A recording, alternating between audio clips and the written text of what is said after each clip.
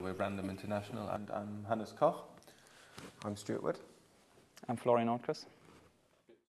For this one, we've started to work on a very new kind of field of work for ourselves, and we've started to develop a large group of about 100 little objects in the form of head-sized mirrors, which we give the very basic characteristics of human behavior, shoulders up, so they can basically turn their heads. And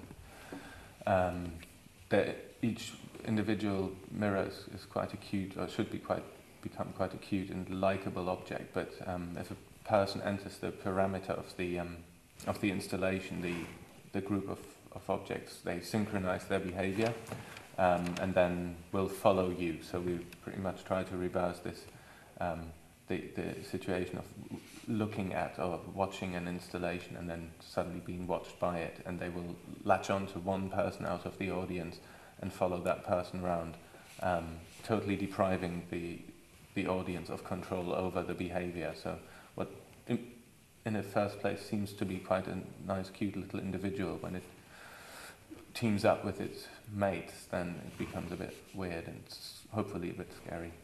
The initial stimulus was based around walking around the opera. To be fair, I've never been to an opera before, and I don't think Hannes and Flo have either. So it was once, so it was actually quite a surrealistic kind of thing to come in here and be part of the exhibition. And the stimulus came from kind of walking around to the parts where you don't usually see, especially like the backstage and things like that, and then looking from the backstage onto the audience, so from the stage onto the audience. And this kind of idea of audience kind of hit home very, very quickly. And from that, we kind of generated the audience piece.